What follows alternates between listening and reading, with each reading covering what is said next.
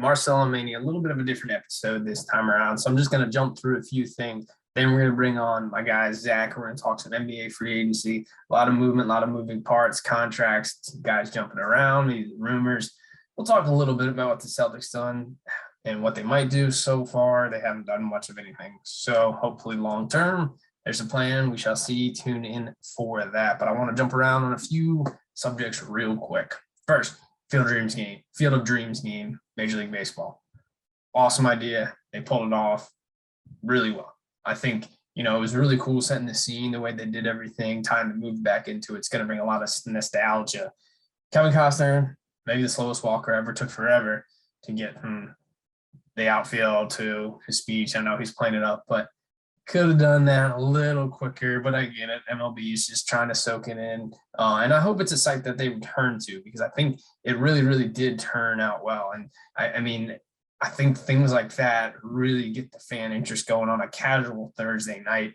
If you're not a Yankees fan, you're not a White Sox fan, why else would you watch that game? So that was perfect. And the game itself was great, the way it unfolded, just really cool throughout the entirety of the game. Then you get to the end, looks like the White Sox are going to close it down. All of a sudden, Aaron Judge, Giancarlo Stanton, the big bats to the Yankees, show what they can do. They're ahead 8-7. Seems like a backbreaking loss for the White Sox, but get a runner on base. Anderson goes yard. The place goes wild. He's rounding third. You got fireworks in the background. It was just awesome. MLB couldn't have scripted a better ending, and really a win overall. Again, I'm going to jump around real quick. Going to talk a little bit about the Olympics. Now, the Olympics are over, but U.S. was able to sneak out the most golds. They got a couple at the end, 39 golds. They got the most medals in all, 113, whereas China was only at 88. I know there's some events, maybe some track and field, where we didn't overall, perform as good as we would have expected to, but we closed it down pretty good with some of the women's relays. And then also you got your swimmings, where we did really well. Basketball, when it mattered, they got the win. It wasn't the prettiest, certainly was not dominant, but a win's a win. The men take home the gold there. So it's cool just to kind of put a bow on that thing. The Olympics, they're always fun, but they go by fast. Jumping over to soccer, Premier League's back. Today's Friday, it's the 13th. I know, Friday the 13th.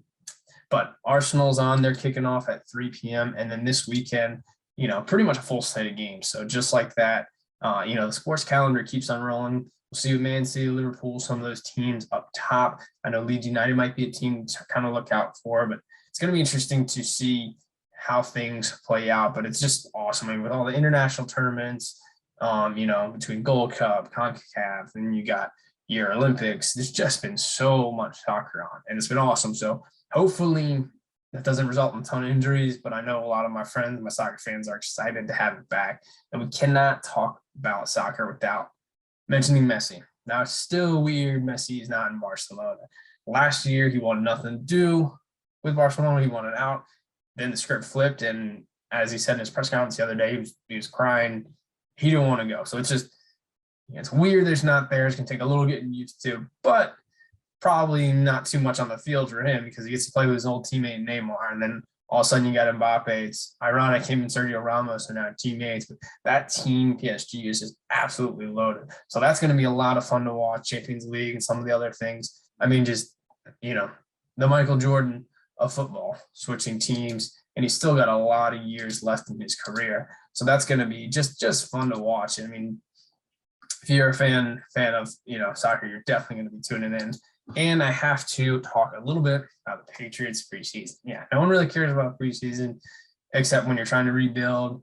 And the Patriots are doing that. They reloaded their roster so much better. With all the free agents, Kendrick Bourne and wide receiver Matthew Judon at the end, they're bringing guys in at the tight end position, Johnny Jones. Unfortunately, Hunter Henry's hurt.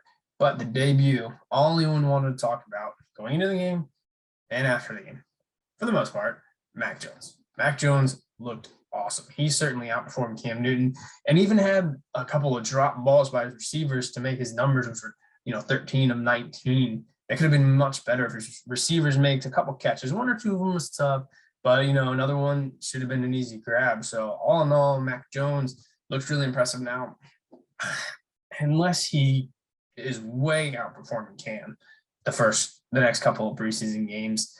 I still feel like Belichick's going to go with Newton to start the season, but I hope I'm wrong. Jones looks like, if he's not the future, he looks like he certainly can do a lot more in terms of throwing the ball downfield and some of his pocket presence where, Cam's being a good sport. He just has not been able to throw the ball like that recently. So I really hope that the Patriots and Belichick and all them take note of what they saw last night in Mac Jones.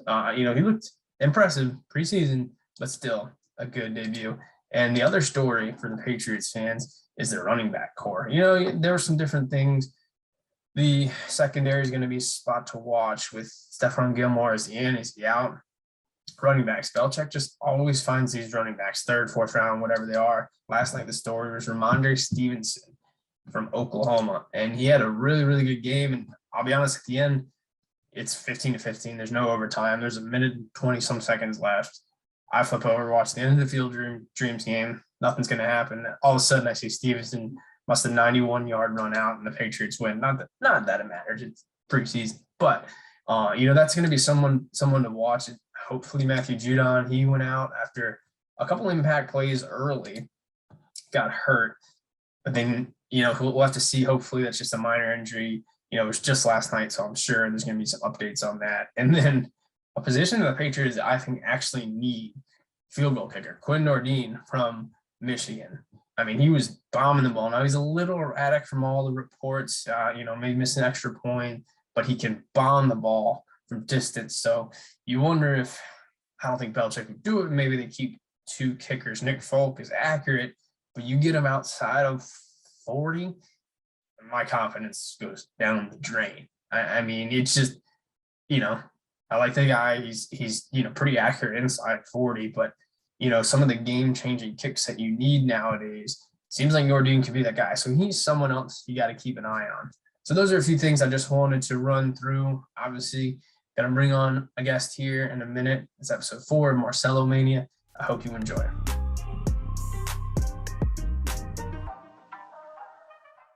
All right, everybody. Episode 4, MarcelloMania. A lot of hoops action going on. A lot of free agency guys jumping left and right. We got summer league going on. So I had to bring my guy, Zach Clowney, on. Zach, I appreciate you joining, man. Of course, man. I'm happy to be on, man. First couple episodes, they've been great. So happy to cut some time aside and let's get discussing some of this NBA stuff. Yeah, man. And there's been so much movement with all, the free agency going on. I guess we'll kind of start with the biggest name. He hasn't officially signed yet. Kawhi Leonard, though, he didn't take the extension, but he opted out. And it's rumored that he's got a 4-year deal on the table. He's probably going to sign that. What do you think the Clippers do around him to try and get to that next level? It's tough because, like you said, he didn't take the extension, but I mean, all signs point to him coming back with the Clippers, and it's tough because how competitive are they really going to be until he's back and healthy? I mean, Paul George is going to do some stuff, but I think the re-signing of Reggie Jackson is going to be kind of clutch. It's really just going to be kind of like if they can tread water. I mean, you've seen the moves that the West has made this offseason. Like, everybody's gotten better, or everybody's, at least you hope your younger guys are going to take a jump. But I think you kind of hope that they're around that, that 5 to 8 range seeding wise for the playoffs when he comes back, and then you just you kind of try to make a push. But it's going to be interesting. Yeah, and it's interesting too. You got guys surrounding cast, kind of like Rondo, who you were banking on to make that difference this year. But then when Kawhi gets hurt, there's only so much you can do. I thought Paul George, especially for his standards, had a kind of stepped up in a sense. Can you count on that in the future? I don't know. What I always think about is when Kawhi originally went to LA, he was trying to get Jimmy Butler there, and they kind of fit a little more with their mentality, even though Kawhi is a robot. But it's just interesting to see if him and Paul George will eventually be able to capitalize, what Rondo is going to do, what more some of those surrounding pieces. Because I mean, they're there, but they're still a player or two away to get over that hump. Well, 100%. And the thing to always take into consideration too with you guys like Rondo and with Morris, like, these guys are all aging as well. So it's, when is that talent level going to fall off? With these guys, yeah, they're great rotation players, but like you said, I think they're at least a big player or two away from really taking that title contender step. But, like you said, I mean, playoff P finally lived up to his finally lived up to his nickname. So, hopefully he can carry that into the season. I've got nothing against him. I just, Yeah. I just have something against guys giving themselves nicknames. That's it. Yeah. The number one rule of nicknames: you can't give yourself the nickname. Absolutely. Another old guy I'm interested to see. I don't think he's going to be there 4 years from now, but Chris Paul was guaranteed. He could have taken 1 year, $44 million. I thought he was kind of crazy to opt out, but he gets 4 years, like 120. So he's going to get more long term. I mean, I guess the way guys are playing nowadays, I could see him being a bench player 4 years from now. I think if you're Phoenix, you kind of have to do it. But again, if you don't cash in the next year or two, the back end of that contract might look a little like Al Horford. Yeah, no, I completely agree. I think that realistically, I think that was probably his only plan for the offseason. I heard, you heard some chatter from the Knicks and stuff, but I really think the plan all along was for him to come back. He's got a good relationship with Monty there, and I think that I think he's kind of really locked into mentoring Booker and Ayton and seeing if they can take the steps. But I mean, that's really what you hope for. You hope that he comes back and has a year similar to this one, and then Booker continues to progress, and then you hope that everything that happened with Ayton in the late season, especially in the playoffs, that confidence builds to this upcoming season, and then your guys like, Bridges takes a step forward. I know they said I've heard stuff about Jalen Smith playing well in the summer league, but that's again, it's summer league, so you don't really know how that's going to translate. But yeah, I think the team's really going to go as far as Booker and CP3 take them, I think. For sure. And we'll jump back to Summer League a little bit, especially because that's about all we have to talk about with the Celtics right now. Not doing a whole lot otherwise. But yeah, you love Chris Paul's influence there. He's really been good for DeAndre Ayton. We'll kind of touch a little bit on Luka Doncic. He was like 16-0 at one point, kept in the Olympics, kept beating Slovenia, he got, I think France finally beat him in the semifinals. Ryan Shepke's probably just texting us about that now. But I mean, he's an amazing player. The Mavs lock him up with a supermax. I mean, you kind of had to do that because, I mean, he's like one of those guys right now. If you're starting a franchise, I mean, he's got to be one of the probably top 3 that you take. Oh yeah, I mean, you can't afford to let that linger at all. Like, you have to lock that down as soon as possible. I mean, Cuban did a great job there, and obviously they have the money to spend. I think that they kind of had to admit some failures with the Richardson trade, with getting him out of town. He really didn't turn into that 3-and-D wing that they thought that they really needed. I liked the re-signing of Tim Hardaway. I like the bringing on Reggie Bullock. I think that those are great 3-and-D guys that'll spread the floor.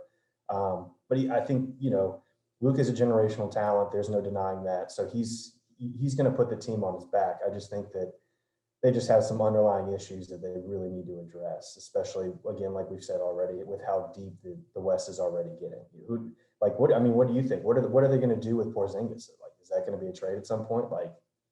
Yeah, Porzingis was one of those guys where I think he's still a good player, but they almost should have sold high on him. In hindsight, it almost looks like the Knicks sold high. I mean, at the time, you're like, oh man, they're getting this generational player, and then you get him to Dallas, you're thinking him and Luka. I mean, he's still a good player. I would welcome him on the Celtics, but I think he's a chip that you might need to move ultimately to change up your team. I mean, it's also that tough juggling act because you got the Clippers, you got the Lakers, who we're going to talk about in a second. Do you think you can really get by them? And then what do you need? Because obviously Porzingis is more of a finesse guy, but he can stretch the floor, got some good length. I think you can win with him, but he's also kind of maybe like for us, that Marcus Smart type who you might throw in a deal because he's a good enough piece that he's going to get you some value in return. And mentioning the Lakers, I didn't see Westbrook. That kind of came out of nowhere. They're getting a bunch of old guys back together. You got Dwight Howard. They're bringing in Westbrook. They got a pretty solid team. It's kind of crazy to me. And I like Westbrook, but he's moved the last 3 years. And hopefully he can – we've texted a little bit about this for their sake. We're not Lakers fans, so if they lose, great. But, for their sake, he's got to kind of be okay with being that third guy. From time to time, he can step in and maybe take a game over, especially NBA. They're going to sit, they're going to rest. But how do you think that fit is going to go with Westbrook at this point in his career? I think they definitely have to have a conversation, like day one. Hey, like we need you to really be that number 3 option. We need you to bring the energy all the time, but we need you to kind of reel it in terms of, I mean, it's late game decision making that's really always plagued him, late in the season, and especially in the playoffs. He's just, you've seen him get lost numerous times on the defensive end with seemingly easy plays to cover. And I just don't think LeBron's going to put up with that. So I think you got to really try to just have a conversation, get on the same page with everybody, and hope that he can be, he kind of could be that what Rondo was for them a couple of years ago, that reliable point guard that can carry the team when the guys are off the floor, that they kind of hoped Schroeder would be as well, but he just, he kind of fell off at the end of last year. But yeah, I think with the guys they have, it's an older squad, so I think that they're definitely going to be in the right mindset. I worry about, Westbrook always being the wild card, and then if age catches up to them at the end of the season as well. Yeah, for sure. I mean, those are some factors. You got to figure the Lakers are always going to be in the mix, especially having some injuries this time with AD. Let's jump over to the East because that's more where we focus a lot of our efforts on. A couple of teams made some big splashes, and I'll kind of see what you have to say. But to me, it's almost like a 2-team race in terms of who had the best offseason to this point. I think right now, for me, it's either the Heat or the Bulls. What are your thoughts? Because they both made a lot of moves and really retooled their rosters. No, I completely agree. I think it's definitely between Chicago and Miami. I think though that they're both really banking on some guys, especially like the Heat with Lowry. I like the signing, but I wonder, I mean, he's going to be 36 by the time the season starts. So you just wonder when that wear and tear is going to catch up to him. But I do like the way that I do like what he brings to the team. I think that especially with a guy who can kind of put in a corner if Jimmy wants to take the game over, is a reliable 3-point shooter. He's been there before, so he's going to have that. He brings that grit and that championship mentality. I think the re-signing of Duncan Robinson and Oladipo was really clutch. Again, you get a guy like PJ Tucker in there too, but he's a little on the older side as well. I think Miami did pretty well. I mean, you kind of hope that Robinson continues to perform. I hope you hope that Hero takes a step, but it's definitely between Miami, and then if you look at Chicago, I think the DeRozan signing is the one that obviously it's a big splash, but it's also again one of those. Then the team taking a huge leap. Is he going to stay healthy? Is he going to buy into the system? I loved the Lonzo stuff. I think bringing him over was really clutch for them. I think Lonzo and Levine will be a great tandem. Yeah, I think too. You mentioned Victor Oladipo. He's like a younger Rondo in a sense, not the same type of game, but a guard that all of a sudden the last few years has bounced around team to team, and he's still a guy you want on your team. But it's just crazy, A few years ago, you might have lock that guy up, give him a 3-4 year deal. You want him to build around, but he seems like he's just going stop to stop right now. PJ Tucker was another big pickup for the Heat. I think obviously the Bucks are still going to be there. They re-signed Bobby Portis. So, good for them. They're going to be back in the mix, but you always lose a couple of guys off a championship team. That guy's going to help defensively. He fits into me well mentality-wise with Jimmy Butler and the way they want to do things. So it's there's a lot of cool moving parts, and that is why the NBA does stay interesting, even if it's the off season. There's always movement going on. We'll stick to the East for one more topic, or before we get to the Celtics, I should say. What are your latest thoughts on Ben Simmons? There's rumors, that he wants to play with the Warriors. I mean, he would be okay playing with the Lakers or the Bucks, or he's just throwing out the top 5 teams. But where do you think he's going to end up? There's a lot of Damian Lillard rumors from Portland, maybe some other guys coming to Philly. Andre Drummond just signed there. What do you think? Yeah, it's tough. I mean, first of all, who wouldn't want to play with Golden State? Right? Yeah, that was hilarious. Sign me up anytime. I mean, that's fantastic. I think Portland is a real player because I really think that Dame is probably on his way out the door. I think he's given everything he can to the organization in the city, and I just feel like it's run its course. I think that it's unfortunate for them because he's not happy, and CJ McCollum is really he's kind of in a similar situation as Ben Simmons is, where you're just not going to get the value on him that you would have a year or two ago. So you kind of you hope that you can maybe package him in a deal to get somebody coming back to Portland that you can put in with Dame to absorb with Ben Simmons if he comes over. But yeah, I think Portland's definitely his destination. I think his days in Philly are just, they're done. It'll be interesting to see if he even gets to training camp with them. I think one team that I feel like would be a potential like interesting fit. I've heard a little bit of chatter about, but you never know what the Knicks are really going to do, and I don't even know if they have I don't know if they have the assets to make that happen. But Right. they signed a couple older guys that they could put in a deal and maybe get a draft swap, some pick swaps, or a couple draft picks. But I think he really needs to be a true like number two guy. Yeah. Where all he's really relied on to do is be a top 5 defensive player in the league and just facilitate the offense and get downhill when he can. Yeah, he's just your typical. He's a fantastic player, but if he's your number one, I don't know if you're going to get it done. But if he's your number two, he's going to hit those big shots. He's been doing it with no help the last 4 or 5 years. You mentioned the Knicks; they kind of retooled their backcourt. They pretty much just took the Celtics backcourt with Kemba and Evan Fournier. I mean, they're coming off a good year last year. They had a couple veteran guards. It'll definitely be interesting. I gotta think eventually Damian Lillard's gonna move. So we'll see what happens there. The Celtics were pretty quiet for a while. There's some rumors here and there. They basically mostly just lost guys. Recently, they finally signed Dennis Schroeder. He started to bounce around. But man, he wanted some kind of outrageous contract, and then he ends up getting 1 year, 5-6 million. I mean, I'm happy that we got him. I think if he buys in, him and Marcus will make life tough defensively for a lot of guards. But how do you see that fit? If he buys in, I think that's the key. I think that, like you said, I mean, he's probably kicking himself for turning down that 4-year, $84 million deal. But I think the market dried up, and he kind of just had to pivot as best he can at the end. But I think if he buys in, you really got to look at that backcourt as being pretty solidified for them with Marcus and with Dennis. I think, especially on the defensive end, you'd have to imagine he's going to come in with the right mindset to really try to maximize his value. My only concern with that is he going to be a guy that wants to, just play for himself, or is he going to buy into team success as well? I think that's a big thing, because the Jays are going to take a step. I expect Time Lord to take a step as well. And then, of course, bringing back, your Al Horfords of the world, for the locker room and for depth, it's going to be a great fit as well. But I think, my biggest concern is just where he is, from a game in, game out standpoint, in terms of, am I doing what's best for the team or just what's best for myself?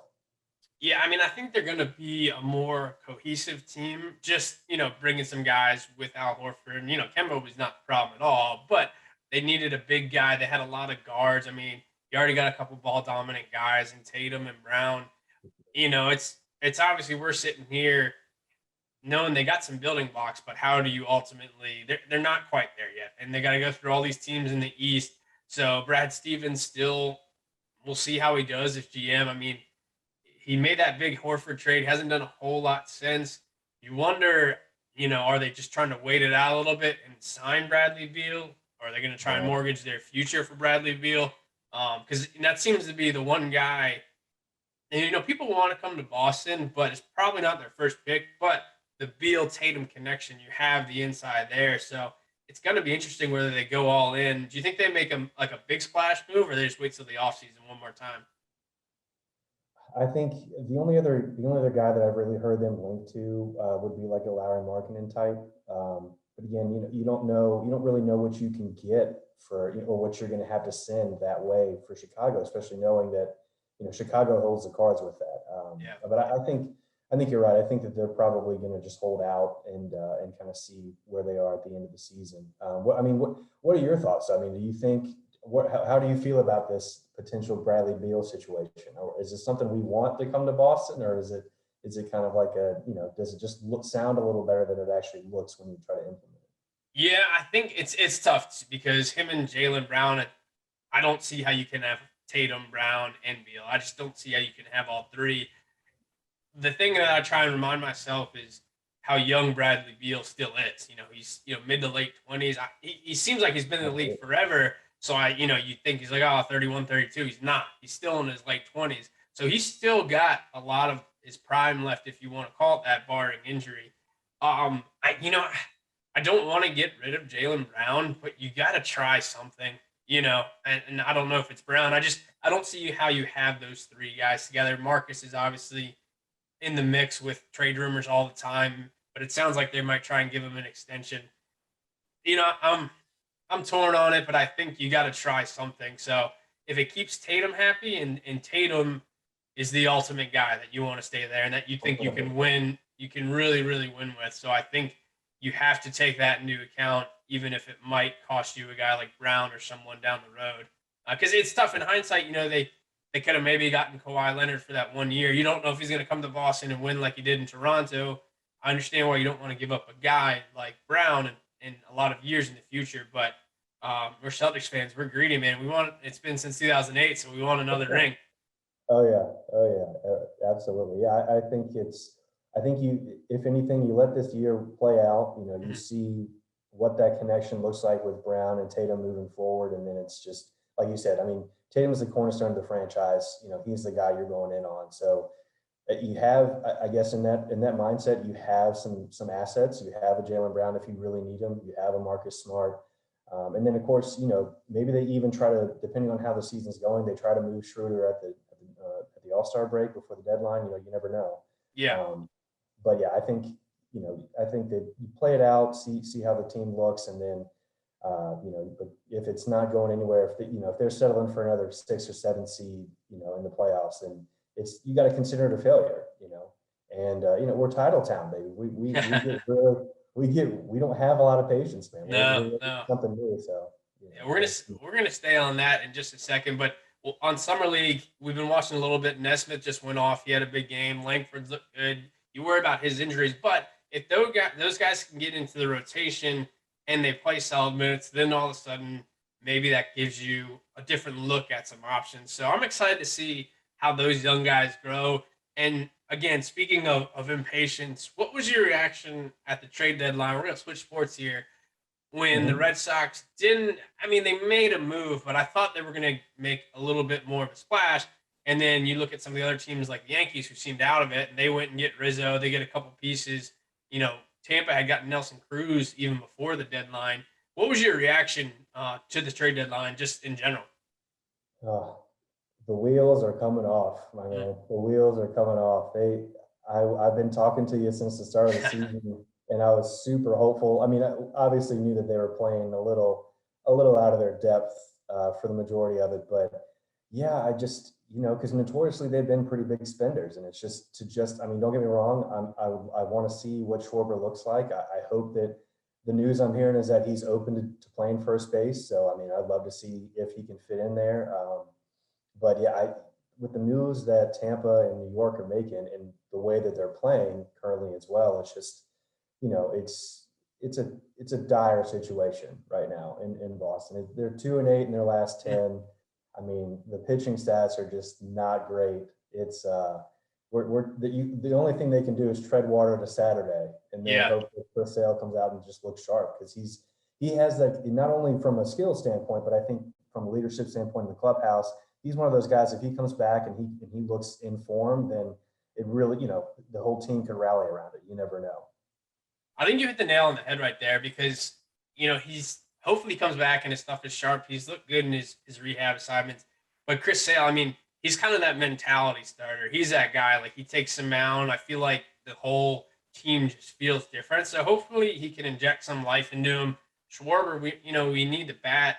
I think what they're really lacking right now is they probably should have made some more pitching moves, whether it was a back end of the rotation guy or someone to help them out in the bullpen. Because I mean, Mhm. they've been blowing leads left and right. They've been ahead in a ton of these games, and they've blown a lot of them in the last 2, 3 innings.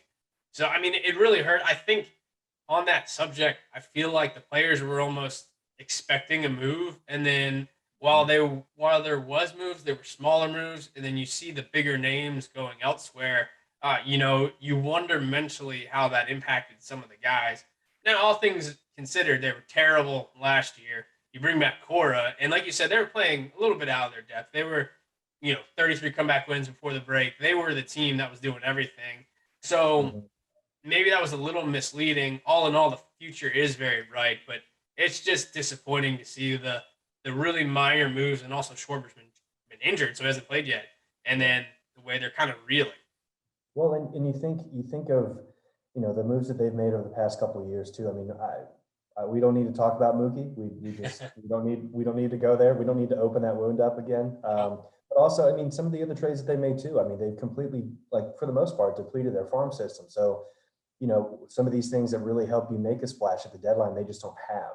Yeah. They really don't have these guys. So I think they're hopefully trying to rely on some of these draft picks that they're getting this year to age well, and some of these younger guys to really hopefully, step into a role. But there's a lot that they can't control right now. And I think that is, whereas your Tampas and your New York Yankees of the world, it's just these guys are going out, they're getting guys they know can produce now, and you can see the results on the field. Like that's why the Sox have lost their lead in the division and in the wild card, and it's just it's dangerous times. It's definitely panic mode for sure. Yeah, man, it's tough. Well, we'll end on that. Hopefully the Sox will turn it around. Zach, man, I always love talking basketball with you. I know we're always going back and forth what the New England teams are doing, but I appreciate you jumping on. I think the fans will enjoy hearing your perspective. No, absolutely, man. Thank you so much for having me. Definitely keep my finger on the pulse with the podcast, man. I'm super proud of you for all this stuff too, man. So I'm looking forward to see where this goes, man.